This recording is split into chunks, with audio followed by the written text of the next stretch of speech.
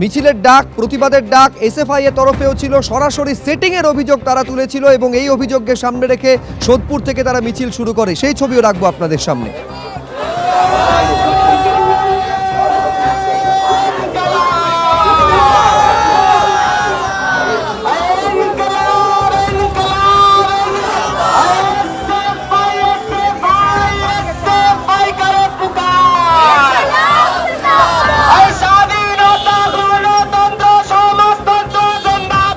ISF এর ছবি আপনাদের দেখাবো। পার্ক সার্কাস থেকে তাদের এই অভিযান বা মিছিল শুরু হয়েছে নিজাম প্যালেস পর্যন্ত। মূল অভিযোগ একটাই, সিবিআই এর ব্যর্থতার জন্যই জামিন পেয়ে গিয়েছে অভিজিৎ মণ্ডল থেকে শুরু করে সন্দীপ ঘোষ। তারই প্রতিবাদে আইএসএফ এর তরফে এই প্রতিবাদ কর্মসূচি, মিছিলের ডাক।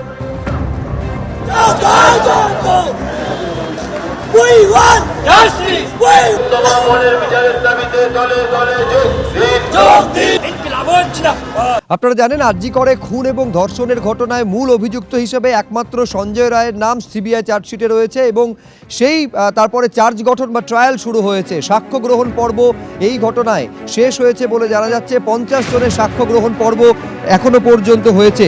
50তম সাক্ষী হিসেবে কোর্টে সিবিআই এর প্রধান তদন্তকারী অফিসার সীমা পাহুজা তিনি আজকে সাক্ষ্য দেন।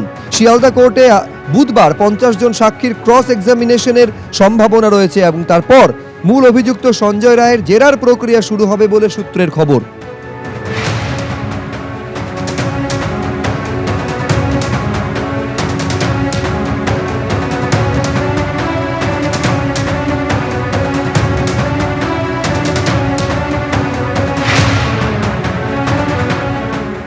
নির্ধারিত 90 দিনের মধ্যে চার্জশিট জমা দিতে না পারায় সন্দীপ ঘোষ এবং অভিজিৎ মণ্ডলের জামিন হয়ে গিয়েছে। এই অবস্থায় সিবিআই এর ওপর চাপ বাড়াতে সিজিও চলো অভিযানের ডাক দিলেন রিমঝিম সিনহারা। রাত দখলের ডাক যে রিমঝিম সিনহা দিয়েছিলেন, তারাই এবার সিজিও চলো অভিযানের ডাক দিলেন। কেন্দ্রীয় এজেন্সির কাছে ডেপুটেশন জমা দিলেন তারা। আইওর থেকে যা শুনলাম সেটা হচ্ছে ওনাদের বক্তব্য, ওনারা আগেও মিডিয়ায় এটা বলেছেন যে ওনারা এই কেসের তদন্ত করছেন এবং ওনারা চাইছেন না যে এই কেসের কোনো ধরনের চুক হলে সেইটা মেন কেসকে কোনোভাবে হার্ম করে।